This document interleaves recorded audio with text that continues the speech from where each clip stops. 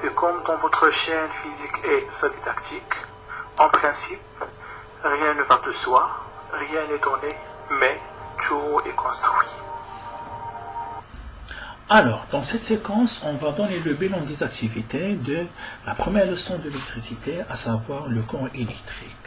Alors, le courant électrique est le déplacement des porteurs de charge.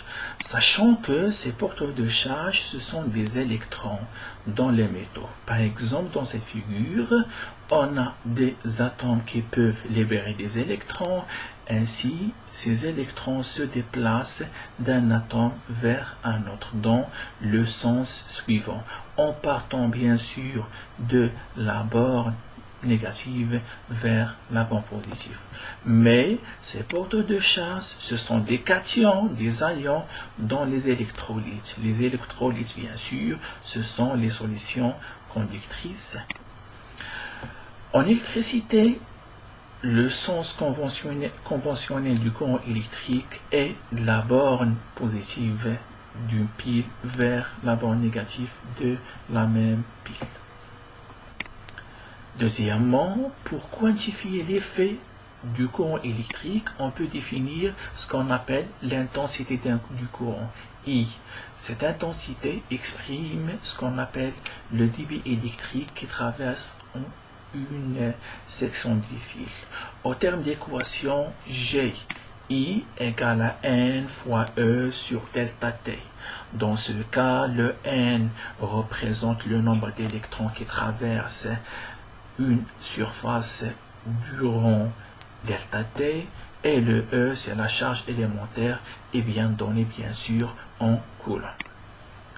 Dans ce cas, ce produit N fois E représente ce qu'on appelle la quantité d'électricité qui traverse la section de fil avec Q et bien donné, bien sûr, en coulomb. On peut accepter que l'unité légale de I, c'est l'ampère, mais on peut travailler avec d'autres unités, à savoir le milliampère et même le microampère qui est égal à 10 à la puissance 0.6 ampères. On travaille avec l'ampèremètre pour mesurer l'intensité du courant électrique, sachant que l'ampèremètre est toujours symbolisé par le symbole conventionnel. Sachant que l'ampèremètre se branche en série pour mesurer l'intensité du courant électrique qui traverse un tel circuit électrique. On mesure l'intensité du courant électrique soit avec un ampèremètre numérique qui donne directement la valeur mesurée sur son écran, ou bien on peut travailler avec un ampèremètre à aiguille. Dans ce cas, il faut calculer l'intensité mesurée grâce à la relation suivante. I égale à N fois C sur le N0. Dans ce cas, le C représente le calibre choisi. Dans ce cas, le calibre, bien sûr, c'est 0,3. Le N0 représente le nombre total de cadrans. Mais, puisqu'on a choisi le calibre 0,3 ampères, de préférable de travailler sur le deuxième cadran. De nombre total N0 égale à 30. Donc, je répète, I égale N fois le C, le calibre égale 0,3 bien sûr. Le N0 c'est 30, alors que le N représente le nombre indiqué par l'aiguille, qui est égal à exactement 22. Dans ce cas, on aura I égale à 0,22 ampères. En milliampères, ça nous donne exactement 220 milliampères. Mais chaque mesure s'accompagne toujours avec des incertitudes. Ainsi, on peut définir l'incertitude absolue par la relation suivante. Delta I égale C fois le X sur 100. Le X ici représente ce qu'on appelle le calibre, bien la classe de l'ampèremètre.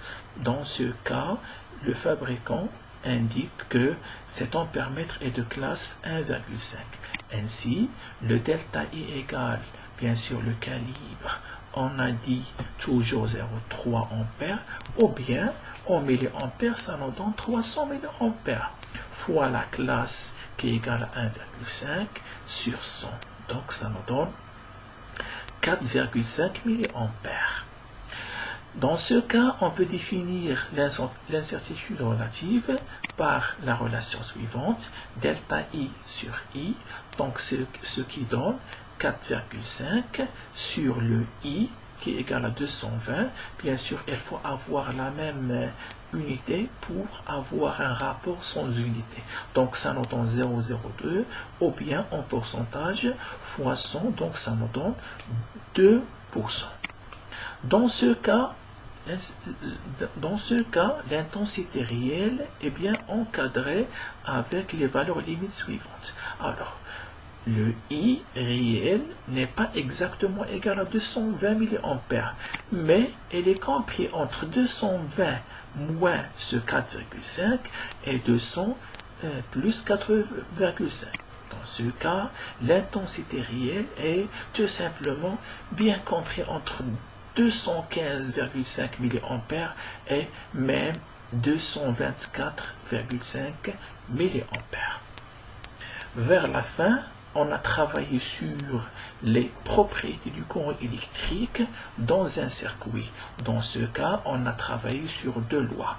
La première loi qui aura lieu dans un circuit en série, qu'on appelle loi d'unicité du courant, c'est-à-dire j'ai la même intensité. Donc, l'énoncé est tout simplement, l'intensité du courant électrique est la même en deux points d'un circuit en série. C'est-à-dire, si je prends deux éléments qui sont montés en série, grâce à cette loi, soyez sûr et certain que le I1 égale à I2 égale à I3. La deuxième loi aura lieu toujours lorsqu'on aura un circuit en dérivation, c'est-à-dire avec l'existence de ce qu'on appelle des nœuds.